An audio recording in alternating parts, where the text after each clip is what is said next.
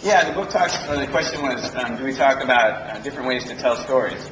And each one of the sections, has part of, storytelling is interwoven throughout, right? So some of the sections are not going to focus essentially on it, but all have good examples of how you can do that. Even the data section, where there's been some really amazing stories that can only be told through databases and through that kind of data collection and analysis. Obviously the video and the audio and those multimedia type sections, that's all it's focused on, is telling stories in new ways. Favorite example is the video in the book.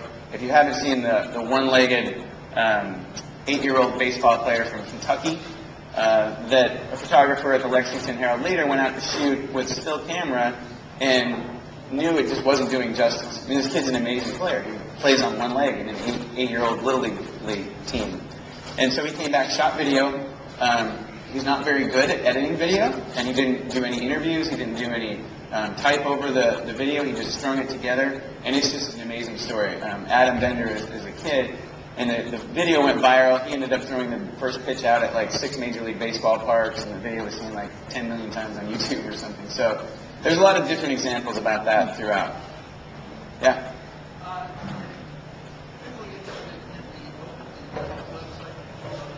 Uh-huh.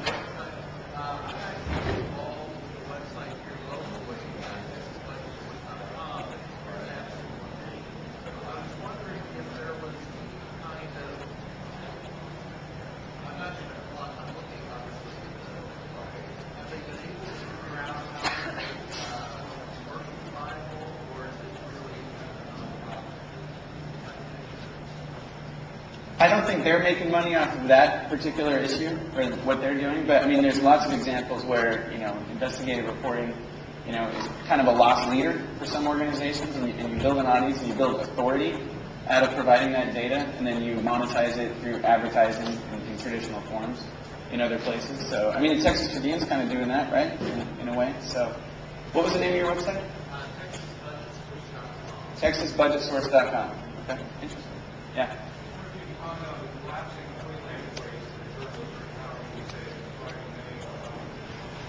Yeah, collapsing freelance rates, that is, another form of disruption that's happening, with your content farms like Examiner.com and Demand Media. It really has changed the game for freelancers. What I think, though, is promising is how much power the freelancer has to now publish himself. So instead of relying on that assignment and that paycheck from somebody else, it's now up to you to go direct, essentially, to the readers. So I take a look at what Julia Scott's doing with Bargain Babe. She's actually has some syndication deals where content gets published around the country, but mostly what she's basically focused on is her own website, her own enterprise. And so when I'm talking to college students, I always tell them, hey, this is your chance to go make a dent in the universe, which is a quote from David Hanmeyer Hansen, who is also speaking here from 37 Signals. And I think it's great. It's not as great as it was 20 years ago when you could get that one job and, get the benefits, and it's not as reliable, it's not as stable. But when I got out of school in 1991, there was no internet. So if someone wasn't paying me and publishing me, I had no other options. That's not the case today. Yeah. So then you see the future for journalists and freelance writers, how do you separate that, as entrepreneurs, business Exactly. owners? Yeah, so the question is, journalists have to become entrepreneurs. That's exactly right. So my current book project is called From Journalist to Entrepreneur. That's the working title. We'll see if it survives. But it really is about how to teach journalists to fend for themselves. And so I'm working with the Poynter Institute in Florida, developing a course for them that will basically step people through. So you know how to write a wonderful story. You know how to get an audience out of that. Well, let's figure out how to take that idea and make a business out of it, make sure that you can make some money out of it so that you can sustain yourself. So we have to change how we teach journalism students to make sure that they're also trained in business. Yes, to repeat what she said, we have to retrain journalists and change the way we teach them in college to make sure they're also aware of how to be an entrepreneur and not just a journalist. Yeah? Do you see things becoming more niche as time goes on, or do you think they're going to clump together to form something bigger? In terms of websites or just in terms of websites, companies? Media outlets and places, the way that I will absorb all of this, am I going to have to go find it in more and more places? or do you see it clumping together as something bigger? I think both. I mean, the question is, is it going to be a lot of niches, or is it going to be, sort of clumped together and aggregated? I think you can see a lot of examples of both. And it's interesting if you look at, the past history, especially of newspapers in this country, where, 100 years ago there was, 12 newspapers in New York City, and then we go to consolidation and we get down to very few. And now in places like Seattle and San Diego and Chicago and other places, you've got so many different sources of information, so it's splintering again. Now, will that get consolidated again? Was someone media company come in and buy all those neighborhood blogs and independent bloggers? That could happen.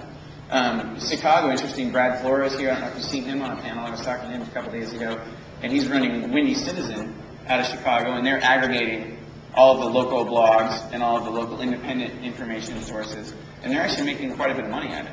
All of a sudden the business is ramped up, he hired a salesperson, and so that's an example of where you have both. You have the niche, and then you have the aggregated together.